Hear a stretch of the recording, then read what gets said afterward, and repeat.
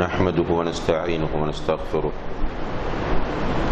ونعوذ بالله من شرور أنفسنا وسيئات أعمالنا من يهده الله فلا مضل له ومن يضلل فلا هادي له وأشهد أن لا إله إلا الله وحده لا شريك له وأشهد أن محمدا عبده ورسوله يا أيها الذين آمنوا اتقوا الله حق تقاته ولا تموتن إلا وأنتم مسلمون يا أيها الناس اتقوا ربكم الذي خلقكم من نفس واحدة وخلق منها زوجها وبث منهما رجالا كثيرا ونساء واتقوا الله الذي تساءلون به والأرحام إن الله كان عليكم رقيبا يا أيها الذين آمنوا اتقوا الله وقولوا قولا سديدا يصلح لكم أعمالكم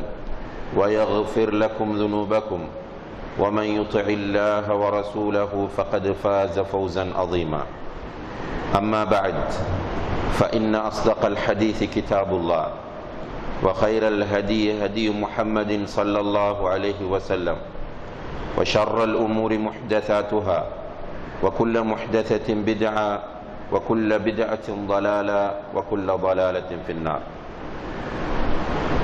எல்லாம் வல்ல அல்லாஹ் ஜல்ல ஷானஹு வ தஆலாவுடைய கட்டளை ஏற்று புனித ஜும்ஆ கடமையை நிறைவேற்றுவதற்காக அல்லாஹுடைய மாளிகையிலே ஒன்று குழுமி இருக்கின்ற அல்லாஹுவின் நல்லடியார்களே, அன்பின் இஸ்லாமிய சகோதர சகோதரிகளே, அல்லாஹு தஆலா நம்மை படைத்தவன்.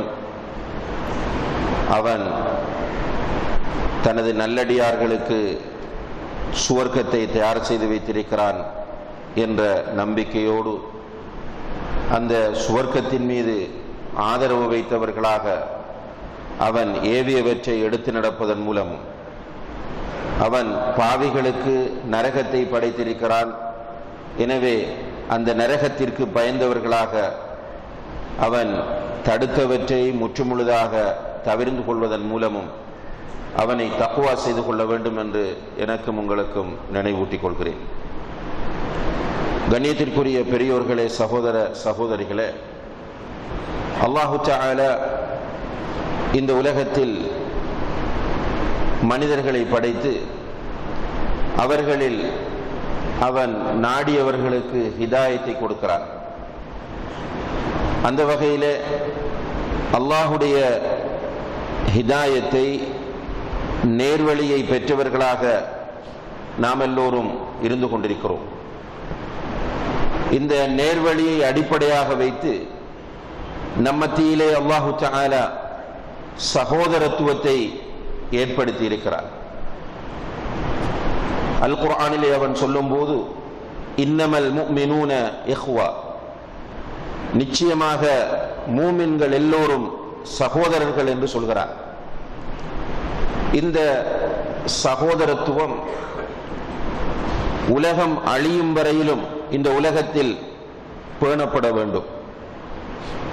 யாரெல்லாம் நேர்வழியில் இருக்கிறார்களோ, நேர்வழியில் இருக்கிற மக்கள் எந்த இடத்தில் இருந்தாலும், எந்த பிரதேசத்தில் இருந்தாலும் அவர்கள் ஒருவரை ஒருவர் நேசிக்கக்கூடியவர்களாக இருக்க வேண்டும்.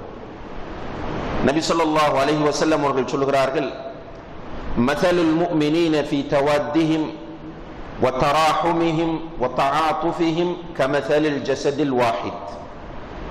முஃமின்கள் தங்களுக்கு மத்தியிலே அன்பு காட்டுவது, பரிவு காட்டுவது, இரக்கம் காட்டுவது என்பதில் ஓருடலை போன்றவர்கள். இதஷ்தகா மின்ஹு உதுன் ததாஅ லஹு சாயிருல் உத்வி பிஸ்ஸஹ்ரி வல் ஹுமா. உடம்பில் ஏதாவது ஒரு இடத்தில் பிரச்சனை வந்துவிட்டால் உடல் முழுவதும் வலிக்கிறது. அதுபோன்றுதான் முஸ்லிம் சமுதாயத்தில் யாருக்காவது பாதிப்பு வந்துவிட்டால் ஒட்டுமொத்த முஸ்லிம் சமுதாயத்திற்கும் அது வலிக்க வேண்டும் என்று நபி ஸல்லல்லாஹு அலைஹி வஸல்லம் அவர்கள் சொல்லுகிறார்கள். அந்த அடிப்படையிலே கண்ணியத்திற்குரிய சகோதரர்களே,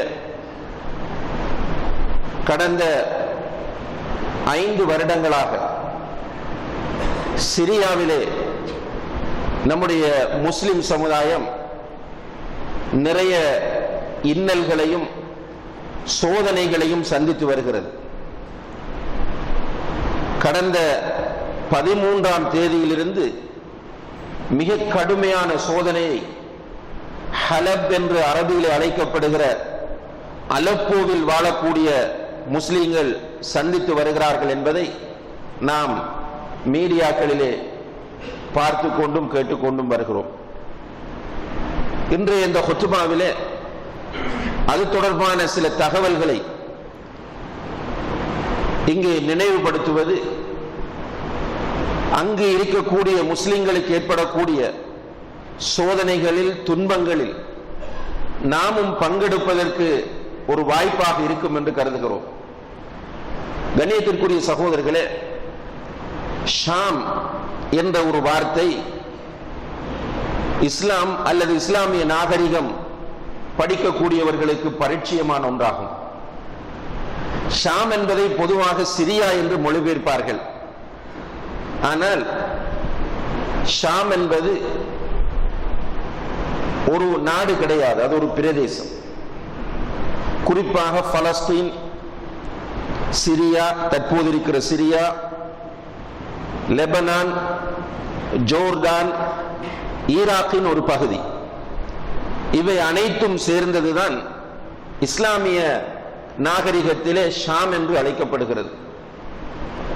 நபிகள் நாயகம் ஸல்லல்லாஹு அலைஹி வஸல்லம் அவர்கள் தன்னுடைய இறுதி பகுதியில் உசாமா இப்னு ஸைத் ரலியல்லாஹு அன்ஹு அவர்களுடைய தலைமையிலே ஷாமுக்கு ஒரு படையை அனுப்பினார்கள். உசாமா ரலியல்லாஹு அன்ஹு அவர்கள் போய்கொண்டிருக்கும் போது வழியிலே செய்தி கிடைக்கிறது, நபி ஸல்லல்லாஹு அலைஹி வஸல்லம் அவர்கள் வஃபாத் ஆகிவிட்டார்கள் என்று. உடனே உசாமா ரலியல்லாஹு அன்ஹு அவர்கள் படையை திருப்பிக் கொண்டு மதீனாவுக்கு வந்து விட்டார்கள். பிறகு அபூபக்கர் சித்திக் ரலியல்லாஹு அன்ஹு அவர்கள் ஆட்சி பொறுப்பை ஏற்று அவர்கள் முதலில் செய்த வேலைகளிலே பிரதானமான ஒன்றுதான் உசாமா ரலியல்லாஹு அன்ஹு அவர்களுடைய படையை ஷாமுக்கு அனுப்பியது. ஷாமுக்கு உசாமா ரலியல்லாஹு அன்ஹு அவர்களுடைய படை சென்று வெற்றியோடு திரும்புகிறது. இந்த அடிப்படையில் உமர் ரலியல்லாஹு அன்ஹு அவர்களுடைய ஆட்சி காலத்திலும் எஞ்சிய பிரதேசங்களுக்கெல்லாம் படை அனுப்பப்படுகிறது. ஹிஜ்ரி 12ஆம் ஆண்டு அபு உபைதா அல் ஜர்ராஹ் ரலியல்லாஹு அன்ஹு அவர்களுடைய தலைமையில் சென்ற படை இப்போது இருக்கிற இந்த சிரியாவை வெற்றி கொண்டு வருகிறது. அன்றிலிருந்து இஸ்லாமிய சாம்ராஜ்யத்தின் ஒரு பெரும் பகுதியாகவும் முக்கியமான பிரதேசமாகவும் ஷாம் திகழ்ந்தது. அந்த ஷாமிலே பல வருடங்கள் முஆவியா ரலியல்லாஹு அன்ஹு அவர்கள் கவர்னர்களாக இருந்தார்கள் என்பதும் நாம் அறிந்து வைத்திருக்கிற ஒரு உண்மையாகும். இந்த ஷாம் பிற்பட்ட காலத்திலே, குறிப்பாக கிபி 1118க்கு பிறகு சலாஹுத்தீன் அய்யூபி அவர்கள் ஷாமை வெற்றி கொண்டு தங்களுடைய கட்டுப்பாட்டிலே வைத்திருந்த பிறகு மீண்டும் கிறிஸ்தவர்களுடைய ஆளுகைக்கும் அடக்குமுறைகளுக்கும் ஷாம் உள்ளானது.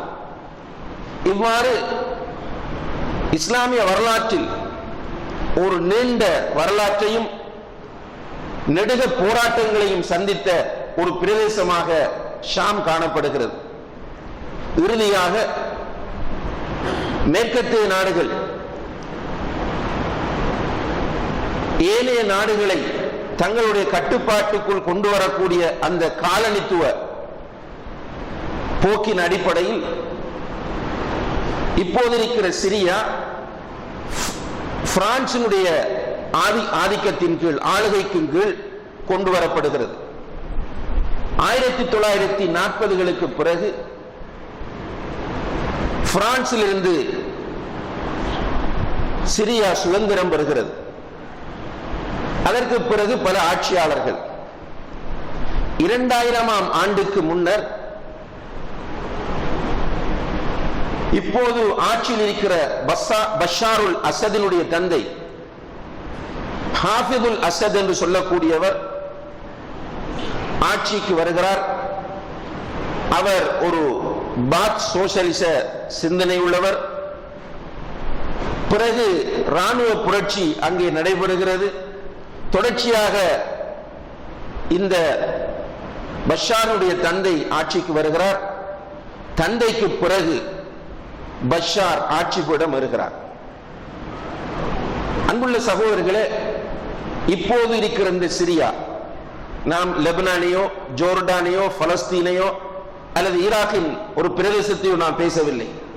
இப்போது இருக்கிற இந்த சிரியாவை பொறுத்தவரையில், இந்த சிரியாவிலே சுமார் 23 மில்லியன் மக்கள் வாழ்கிறார்கள். இவர்களிலே சுமார் 74% அஹ்லு சுன்னாவை சேர்ந்த முஸ்லிம்கள். 74% அஹ்லு சுன்னாவை சேர்ந்த முஸ்லிம்கள். 16% ஷியாக்கள்,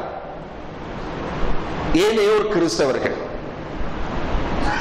இந்த பஷாருல் அசத் ஷியாக்களிலே மிகவும் மோசமான கொள்கையை உடைய ஷியாக்கள் பல பிரிவினர்களாக இருக்கிறார்கள். அந்த பல பிரிவுக்குள்ளும் மிகவும் மோசமான, மிகவும் கீழ்த்தரமான, ஆக வழிகட்ட கொள்கையை கொண்ட ஒரு பிரிவுதான் நுசைரியா என்று அழைக்கப்படக்கூடிய பிரிவாகும். இந்த நுசைரியா என்ற பிரிவை அலவியா என்றும் அவர்கள் அழைத்துக் கொள்வார்கள். இவர்களுடைய பிரதானமான கொள்கை என்னவென்றால், அலி ரலியல்லாஹு அவர்களுக்கு தெய்வீக தன்மை இருக்கிறது என்று வாதாடுவது. அலி ரலியல்லாஹு அவர்களுக்கு தெய்வீக தன்மை இருக்கிறது என்று வாதாடக்கூடிய கூட்டம் தான் இந்த நுசைரியாக்கள். இந்த நுசைரியாவை சேர்ந்த பஷாருல் அசத் ஆட்சியிலே இருந்து கொண்டு அஹ்லு சுன்னாக்களுக்கு கடுமையாக துன்பங்களை விளைவித்துக் கொண்டிருந்தார். இந்த பின்னணியில் உலகத்தின் பல நாடுகளில் ஆட்சியாளர்கள் மக்களை அடக்கி ஆண்டு கொண்டிருந்தார்கள். குறிப்பாக அரபு நாடுகளில், அரபு தேசத்திலே. எனவே 2010ஆம் ஆண்டு ரபீஉல் அரபி என்ற அரபு வசந்தம் என்ற ஒரு கோஷம் எழுகிறது. அந்த கோஷத்தின் அடிப்படையில் முதலில் டியூனிசியாவிலே மக்கள் வீதிக்கு இறங்கி ஆட்சியாளருக்கு எதிராக கிளர்ச்சி செய்து ஆட்சியாளரை ஆட்சி பீடத்திலிருந்து இறக்கினார்கள். அதற்கு பிறகு லிபியாவிலே அவ்வாறு நடந்தது. அதனைத் தொடர்ந்து அந்த அரபு வசந்தம் எகிப்துக்கு வீசுகிறது. பிறகு அந்த அரபு வசந்தம் சிரியாவிலும் வீச ஆரம்பிக்கிறது. பஷாருக்கு எதிராக மக்கள் கிளர்ந்தெழுகிறார்கள். அந்த கிளர்ச்சியை அடக்குவதற்காக வேண்டி காட்டுமிராண்டித்தனமான முறையில் பஷார் தன்னுடைய தாக்குதல்களை எல்லாம் மேற்கொள்கிறார். அந்த அடிப்படையில் வீதிக்கு இறங்கிய மக்களுக்குள் இருந்து பல போராட்ட குழுக்கள் உருவாகின்றன. சிரிய சுதந்திராமி, ஜபஹத்து நுஸ்ரா,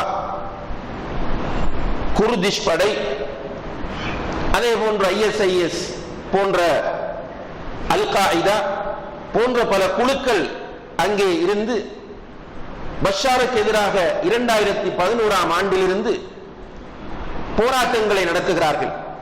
இதில் இங்கே நாம் பெயர் குறிப்பிட்ட இந்த அமைப்புகள் எல்லாம் சரியான கொள்கையில் இருக்கிறார்கள் என்று நாம் இங்கே கூற வரவில்லை, வரலாறு பதிகிறோம். அதை நன்றாக புரிந்து கொள்ளுங்கள். அல் காயிதா, ISIS, ஜபஹத்து நுஸ்ரா, குர்திஷ், அதே போன்று சிரியன் ஃப்ரீ ஆர்மி, இப்படியான பல குழுக்கள் சேர்ந்து அங்கே போராடுகிறார்கள். இந்த குழுக்களுக்கும் சிறிய படைகளுக்கும் இடையில் போராட்டம் நடக்கிறது. இந்த போராட்டங்களுக்கு மத்தியிலே அப்பாவி பொதுமக்கள் கடுமையாக பாதிக்கப்படுகிறார்கள். இந்த பின்னணியில் தான் சிரியாவின் மிக பிரதானமான இரண்டாவது நகரம்தான் பல முக்கியமான இஸ்லாமிய கலாசார சின்னங்களை எல்லாம் தாங்கி இருக்கக்கூடிய ஒரு நகரம்தான் அரபியிலே ஹலப் என்று சொல்லக்கூடிய அலப்போ நகரமாகும். சிரியாவின் தலைநகரம் டமஸ்கஸ், அதுதான் மிக பிரதானமான நகரம். இரண்டாவது நகரம் இந்த அலப்போ. இந்த அலப்போ சுதந்திரத்திற்காக பாடுபடக்கூடிய, அதாவது பஷாருடைய கொடுங்கோல் ஆட்சியிலிருந்து விடுவிக்கப்பட்டு சுதந்திரமாக மக்கள் ஜனநாயக அடிப்படையில் வாழ வேண்டும் என்று விரும்பி போராடக்கூடிய போராட்ட குழுக்களின் கட்டுப்பாட்டிற்குள் வந்துவிட்டது. அலப்போ போராளிகளின், சுதந்திர போராளிகளின் கட்டுப்பாட்டில் வந்ததை சகிக்காத பஷார் தொடர்ச்சியாக அலப்போவின் மீது தாக்குதல்களை செய்து கொண்டே இருந்தார். இவனுடைய இந்த தாக்குதலுக்கு பின்புலமாக ஈரான் தொடர்ச்சியாக இருந்து வருகிறது. ஏனென்றால் ஈரானை பொறுத்தவரையில் கண்ணியத்திற்குரிய சகோதரர்களே, ஈரானுடைய சொந்த முகம் தெரியாத மக்கள், ஈரானுடைய உண்மை முகம் தெரியாத மக்கள் ஈரானை ஆதரித்து பேசுகிறார்கள். அதற்கு ஈரானிடம் இருக்கிற மீடியா பலமும் ஒரு காரணமாகும். அமெரிக்கா எதிர்ப்பு, இஸ்ரேலிய எதிர்ப்பு போன்ற கோஷங்களை ஈரான் வெளிப்படுத்துவது. ஆனால் உண்மையிலே ஈரான் அமெரிக்காவுக்கு எதிரானதா என்று கேட்டால் கிடையாது. ஈரான் இஸ்ரேலுக்கு எதிரானதா என்று கேட்டால் கிடையாது. கண்ணியத்திற்குரிய சகோதரர்களே, ஈரானுடைய பிரச்சனை எல்லாம் அஹ்லு சுன்னாவை சேர்ந்த முஸ்லிம்கள் தான். நன்றாக புரிந்து கொள்ளுங்கள், உங்களுடைய மனங்களில் ஆழமாக இதை பதித்துக் கொள்ளுங்கள். ஷியா முஸ்லிம் என்று சொல்வதற்கு தகுதியற்றவர்கள் அவர்கள். அவர்கள் வேறொரு மதம், அவர்கள் முஸ்லிம்கள் கிடையாது. ஏனென்றால் அவர்கள் அல் குர்ஆனை மாற்றி அமைத்தவர்கள், ஹதீஸ் கிதாபுகளை ஏற்றுக்கொள்ளாதவர்கள், இஸ்லாத்தின் காவலர்களாகிய சஹாபாக்கள் அனைவரும் நபி ஸல்லல்லாஹு அலைஹி வஸல்லம் அவர்களுடைய வஃபாத்திற்கு பிறகு முர்த்ததாக மாறிவிட்டார்கள் என்று நாக்கூசாமல் சொல்லக்கூடியவர்கள், நபி ஸல்லல்லாஹு அலைஹி வஸல்லம் அவர்களுடைய மனைவியர்களை, அவர்களில் குறிப்பாக ஆயிஷா ரலியல்லாஹு அன்ஹா அவர்களை விபச்சாரி என்று பிரச்சாரம் செய்யக்கூடியவர்கள், அன்னை ஆயிஷா ரலியல்லாஹு அன்ஹா அவர்கள் மரணித்த தினத்தை விழாவாக கொண்டாடக்கூடியவர்கள், இந்த உம்மத்தில் ரசூல் ஸல்லல்லாஹு அலைஹி வஸல்லம் அவர்களுக்கு அடுத்த நிலையில் சிறந்தவர்களாகவும் கண்ணியமானவர்களாகவும் மதிக்கக்கூடிய அபூபக்கர், உமர் இப்னு கத்தாப் ரலியல்லாஹு அன்ஹுமா இரண்டு பேரையும் திட்டி தீர்க்கக்கூடியவர்கள், சாபமிடக்கூடியவர்கள், இவர்களை சபிப்பதற்காக வேண்டி துஆக்களை எல்லாம் அவர்களுடைய மாணவர்களுக்கும் சமூகத்தில் உள்ளவர்களுக்கும் கற்றுக் கொடுக்கக்கூடியவர்கள் இந்த ஷியாக்கள், இந்த ஈரானியர்கள். இந்த ஈரானியர்களுடைய உண்மையான பிரச்சனை அவர்களுடைய கொள்கை அல்ல, இஸ்னா அஷரியா என்ற கோட்பாடும் அல்ல, அல்லது அவர்கள் முன்வைக்கிற பிரச்சாரமும் அல்ல. அவர்களுடைய பிரச்சனை என்னவென்று கேட்டால், கண்ணியத்திற்குரிய சகோதரர்களே, அவர்களுடைய முழு பிரச்சனையும் பாரசீக சாம்ராஜ்யம். நீங்கள் படித்திருப்பீர்கள், பயான்களிலே கேள்விப்பட்டிருப்பீர்கள். ரசூல் ஸல்லல்லாஹு அலைஹி வஸல்லம் அவர்கள் இஸ்லாமிய தூதை கொண்டு வரும்போது இந்த உலகத்தில் இரண்டு பெரிய வல்லரசுகள் இருந்தன. ஒன்று ரோம், அடுத்தது பாரசீகம். இந்த ரோம் பாரசீகம் என்ற வல்லரசுகளை மூக்குடைக்க வைத்தது இஸ்லாம். குறிப்பாக பாரசீகத்தை அவர்களுடைய அந்த மஜூசிய சிந்தனை, அதாவது நெருப்பு வணங்கக்கூடிய அந்த சிந்தனையிலிருந்து காப்பாற்றி இஸ்லாமிய தென்றலை அங்கே பரவச் செய்தவர்கள் உமர் இப்னு கத்தாப் ரலியல்லாஹு அன்ஹு. உமர் ரலியல்லாஹு அன்ஹு அவர்கள் ஆட்சிக்கு வருவதற்கு காரணம் அபூபக்கர் சித்திக் ரலியல்லாஹு அன்ஹு. இரண்டால் அபூபக்கர் ரலியல்லாஹு அன்ஹு அவர்கள் எல்லோருடைய ஏகமனதாக கலீஃபாவாக தெரிவு செய்யப்பட்டவர். உமர் ரலியல்லாஹு அன்ஹு அவர்கள் அபூபக்கர் ரலியல்லாஹு அன்ஹு அவர்களால் நியமிக்கப்பட்டவர்.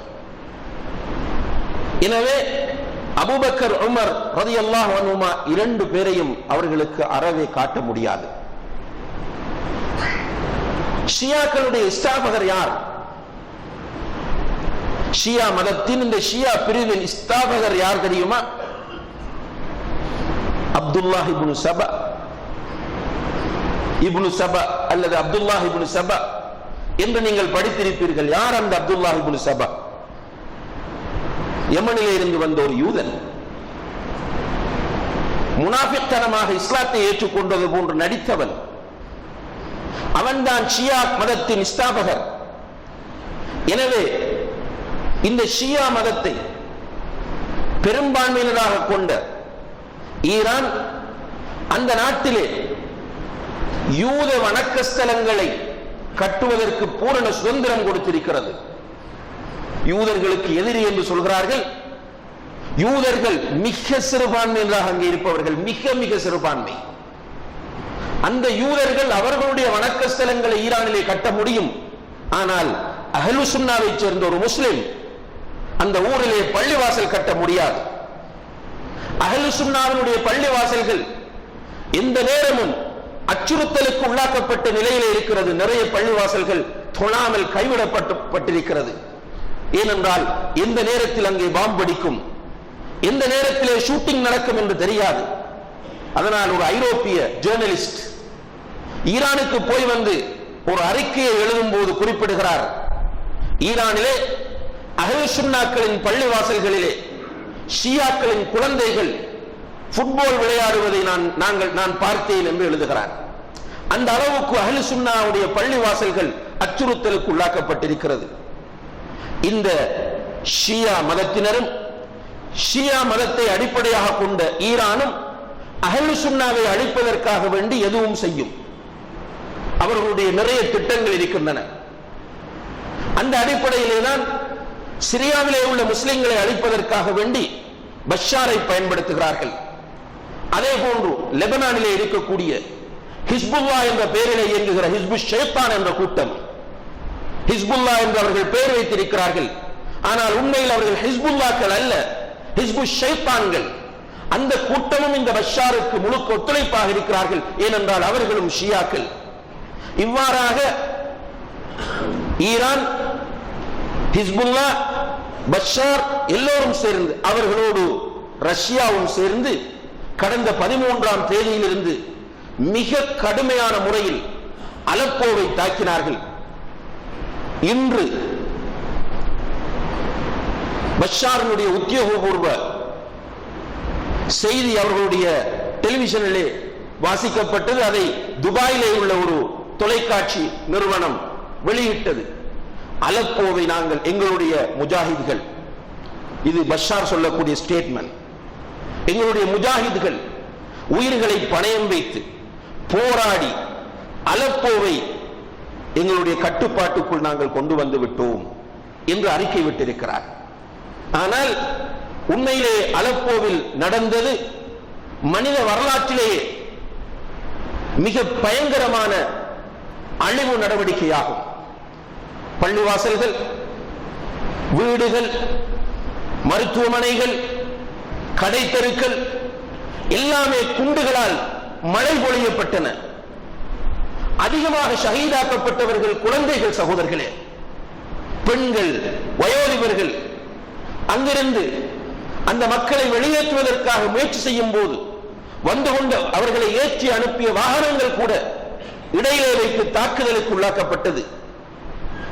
பெரும்பாலான ஹாஸ்பிட்டல்கள் தாக்குதலுக்கு உள்ளாக்கப்பட்டு அவற்றில் இருந்த நோயாளிகளும் கொல்லப்பட்டு அவையும் இயங்க முடியாத நிலைக்கு மாறிவிட்டன. ஒரு சில ஹாஸ்பிட்டல்கள் இருக்கின்றன, ஆனால் மருத்துவ வசதிகள் கிடையாது.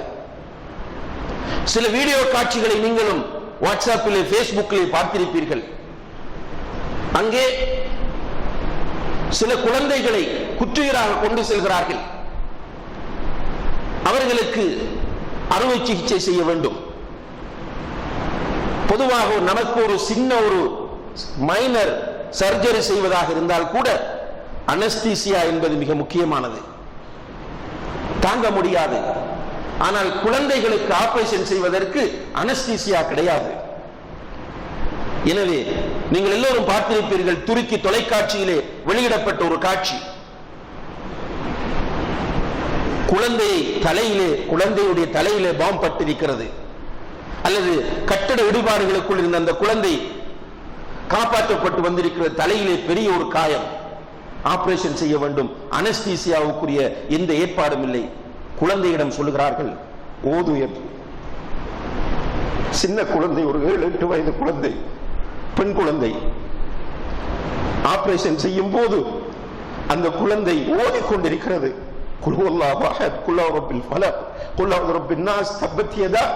என்பதை திரும்ப திரும்ப அந்த குழந்தை ஓதிக்கொண்டிருக்கிறது.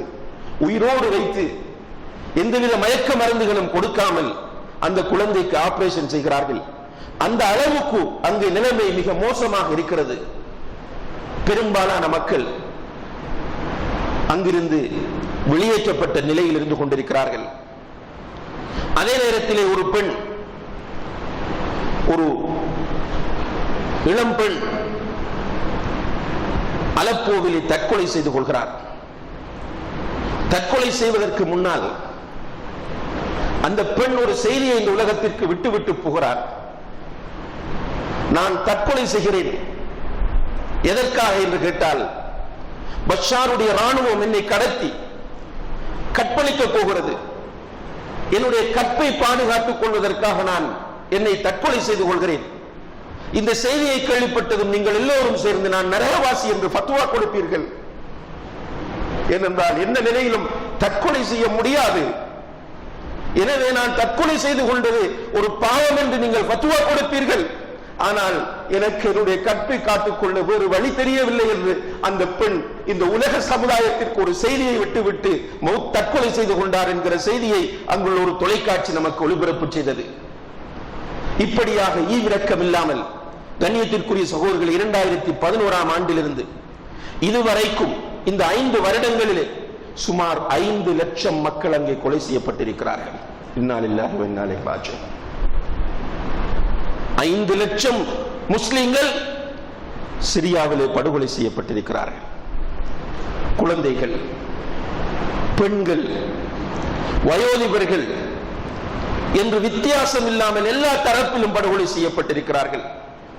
இன்னும் அங்கு நிலைமை சீராக இல்லை என்பது உங்களுக்கு தெரியும். யுத்த நிறுத்த ஒப்பந்தங்கள் செய்யப்பட்டிருந்தாலும் கூட சிரியாவில் நிலைமை எந்த வகையிலும் இன்னும் சீராகவில்லை. ஒரு பயங்கரமான நிலையில் தான் சிரியா இருந்து கொண்டிருக்கிறது. சில ஆய்வாளர்களுடைய கருத்தின்படி இன்னும் 2 வருடங்களுக்கு பிறகு சிரியாவின் சில பிரதேசங்கள் வரலாற்றில் இருந்ததா என்று யோசிக்க வேண்டிய அளவுக்கு நிலைமை மோசமாக இருக்கிறது என்று சொல்கிறார்கள். இந்த பின்னணியிலே கண்ணியத்திற்குரிய சகோதர சகோதரிகளே, சிரியாவில் மட்டுமல்ல, பர்மாவிலும் தான், பலஸ்தீனத்திலும் தான், ஈராக்கிலும் தான், எல்லா இடங்களிலும் முஸ்லிம்கள் மிக மோசமான அடக்குமுறைகளை சந்தித்துக் கொண்டிருக்கிறார்கள்.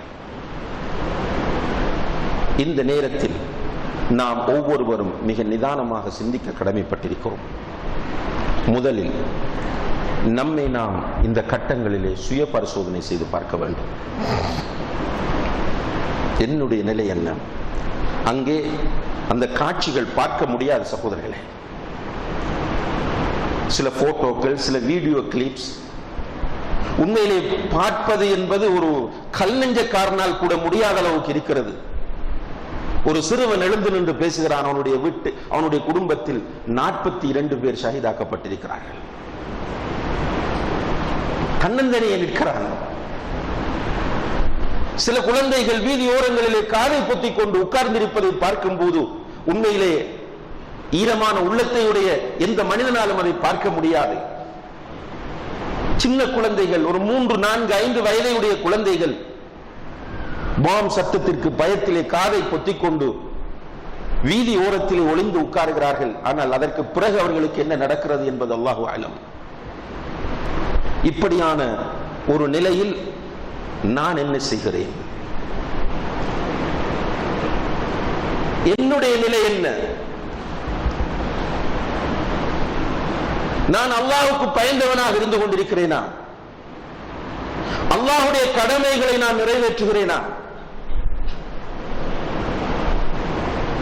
எனக்கு இப்படி ஒரு நிலை ஏற்பட்டால், என்னுடைய பிள்ளைகள் இப்படி அனாதைகளாக்கப்பட்டால், என்னுடைய மனைவி இவ்வாறு விதவையாக்கப்பட்டால்,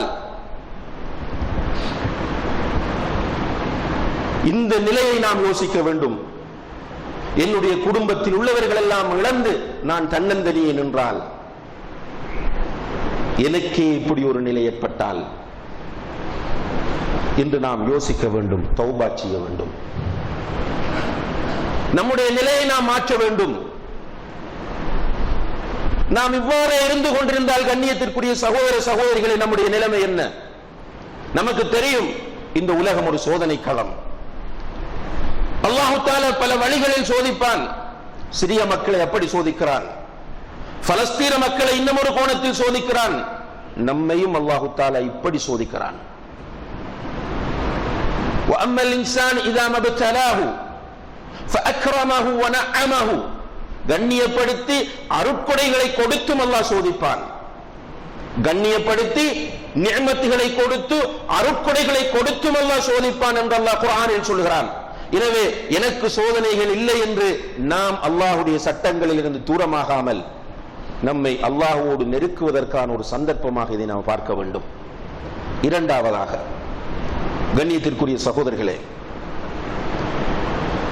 நாம் ஆரம்பத்திலே குறிப்பிட்ட ஹதீஸ், மஸல் முஃமினீன ஃபீ தவத்திஹிம் வ தராஹுமிஹிம் வ தஆதுஃபிஹிம் கமஸலில் ஜஸதில் வாஹித். முஸ்லிம்கள் தங்களுக்கு மத்தியிலே அன்பு காட்டுவது, இரக்கம் காட்டுவது, பரிவு காட்டுவது என்பதில் ஓருடலை போன்றவர்கள். அவர்களுடைய உடலில் ஏதாவது ஒரு இடத்தில் வலி ஏற்பட்டால் உடல் முழுவதும் வலிக்கிறது. அதுபோன்றுதான் முஸ்லிம் சமுதாயத்தில் ஒருவருக்கு அடி விழுந்தால் ஒட்டுமொத்த முஸ்லிமுக்கும் வலிக்க வேண்டும்.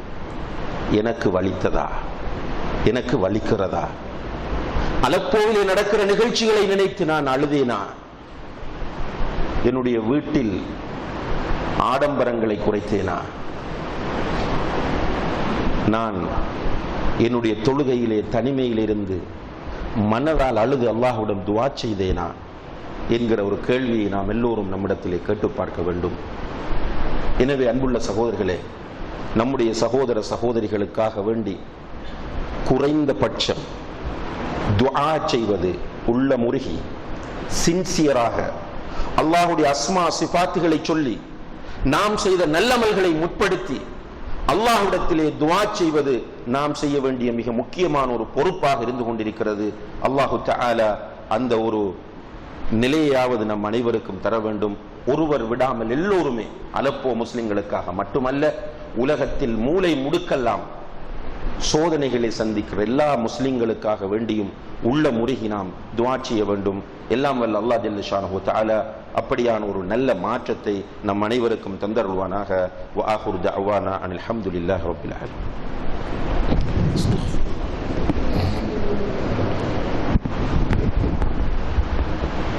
الحمد لله رب العالمين والعاقبة للمتقين ولا عدوان إلا على الظالمين والصلاة والسلام على أشرف الأنبياء والمرسلين وعلى آله وأصحابه أجمعين أما بعد.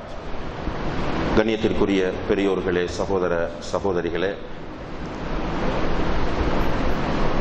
உலகத்தில் பொதுவாகவும் சிரியாவிலும் அலப்போவிலும் குறிப்பாகவும் நம்முடைய சகோதர சகோதரிகள் பல அடக்குமுறைகளையும் அநியாயங்களையும் சந்தித்துக் கொண்டிருக்கக்கூடிய இந்த வேளையிலே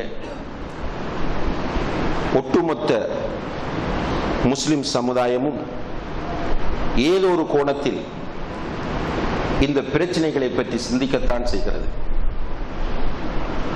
இருந்தாலும் கூட சரியான தீர்வுகளை நோக்கி நகராமல் இருப்பது ஒரு கவலையான அம்சமாகும். சிரியாவை பொறுத்தவரையில்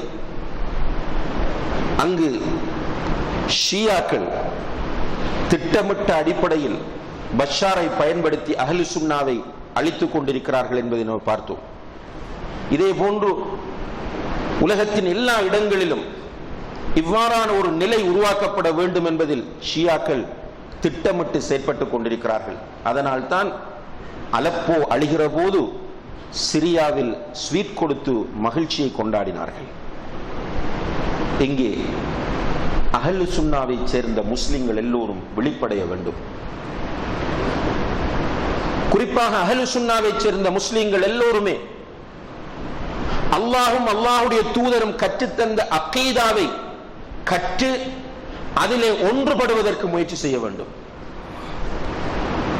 ஷியாக்கள் அஹ்லு சுன்னாக்களை காபிர்களாக பார்க்கிறார்கள், அருவருப்பானவர்களாக பார்க்கிறார்கள். நாய்களையும் பன்றிகளையும் விட அக்ரமக்குமுல்லாஹ் மோசமானவர்களாக ஷியாக்கள் அஹ்லு சுன்னாக்களை பார்க்கிறார்கள். அவர் பரைலவியாக இருக்கலாம், அவர் அஹ்லே ஹதீஸை சேர்ந்தவர்களாக இருக்கலாம், அல்லது வேறொரு இயக்கத்தை சேர்ந்தவராக இருக்கலாம். அவர்களுடைய பார்வை இப்படித்தான் இருக்கிறது. அவர்கள் ஒன்று சேர்ந்து இவர்களை அழிக்க வேண்டும் என்று யோசிக்கிறார்கள். ஆனால் பொதுவாக அஹ்லு சுன்னா என்று அழைக்கப்படுகிற மக்கள் இஸ்லாமிய அகீதாவை விட்டு மிக தூரத்திலே இருந்து கொண்டிருக்கிறார்கள். சரியான அகீதாவை படிக்காமல் பரம்பரை பரம்பரை என்று பேசிக் கொண்டிருக்கிறார்கள். மூட நம்பிக்கைகளையும் வழிகேடுகளையும் அந்த மக்களுக்கு போதித்துக் கொண்டிருக்கிறார்கள். இதுவும் முஸ்லிம் சமுதாயத்திற்கு ஏற்பட்டிருக்கிற சோதனைக்கான அடிப்படை காரணங்களில் ஒன்றாகும்.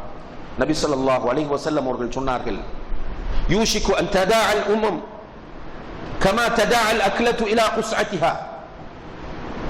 உணவு தட்டிலே உணவு வைக்கப்பட்டிருக்கும் போது அந்த உணவை உண்டு முடிப்பதற்காக வேண்டி ஒருவர் மற்றவரை அழைப்பது போல உங்களை அழித்து விடுவதற்காக ஏனைய சமுதாயங்கள் ஒருவர் ஒருவரை அழைக்கிற காலம் தூரத்தில் இல்லை என்றார்கள். அப்போது சஹாபாக்கள் கேட்கிறார்கள், அந்த நேரத்தில் நாங்கள் சொற்ப தொகையின்றாக இருப்போமா அல்லாஹ்வுடைய தூதரே என்று. ரசூலுல்லாஹி அலைஹி வஸல்லம் அவர்கள் சொன்னார்கள், இல்லை இல்லை, நீங்கள் அதிகமாகவே இருப்பீர்கள். ஆனால் நீங்கள் வெள்ளத்தில் அடிபட்டு செல்கிற நுரைகளை போன்று பதறுகளை போன்று இருப்பீர்கள் என்று சொன்னார்கள். என்ன அர்த்தம்? ஆழமான அகீதா அறிவு இருக்காது, இஸ்லாமிய கொள்கை விளக்கம் இருக்காது, குர்ஆன் ஹதீஸோடு தொடர்பு இருக்காது. இப்படியான நிலைக்கு நீங்கள் தள்ளப்படும் போது உங்களை இலகுவாக அழிப்பார்கள் என்று நபி ஸல்லல்லாஹு அலைஹி வஸல்லம் அவர்கள் எச்சரிக்கை செய்கிறார்கள். எனவே ஷியாக்கள் இல்லாமல் இருக்கிற அஹ்லு சுன்னாவை சேர்ந்தவர்கள் என்று நம்பக்கூடிய முஸ்லிம்களே, குர்ஆனும் ஹதீஸும் எந்த அகீதாவை போதிக்கிறதோ, இந்த உலகத்தில் நேர்வழியில் இருந்தவர்கள் என்று எல்லோராலும் ஏற்றுக்கொள்ளப்பட்ட சஹாபா பெருமக்கள் எந்த அகீதாவில் இருந்தார்களோ அந்த அகீதாவை நோக்கி எல்லோரும் வர வேண்டும், அந்த அகீதாவை எல்லோரும் ஏற்றுக்கொள்ள வேண்டும். அப்படி நாம் எல்லோரும் ஏற்றுக்கொண்டால் நம்மிடத்திலே ஒற்றுமை வரும். அந்த நேரத்தில் எந்த ஒரு எதிரியினாலும் நம்மை ஒன்றும் செய்ய முடியாது.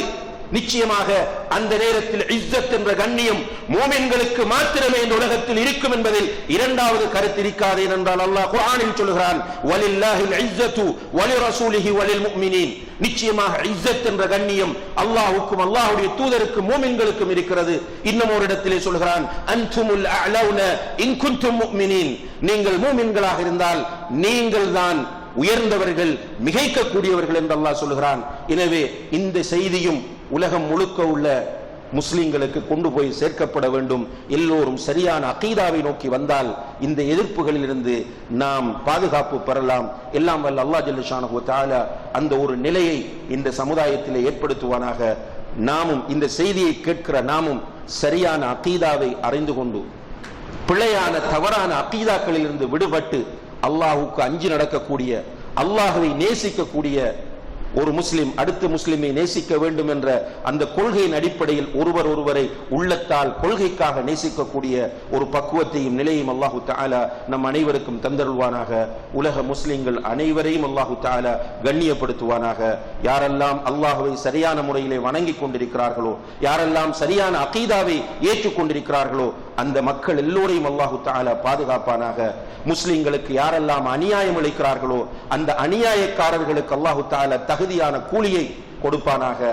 குறிப்பாக பஷாருல் அசதுடைய விஷயத்திலே அல்லாஹு தஆலா முஸ்லிம்களுடைய உள்ளங்களை குளிரச் செய்ய முடிவுகளை தந்தருள்வானாக. வ ஆகிரு தஅவானா அனில் ஹம்துலில்லாஹி ரப்பில் ஆலமீன்.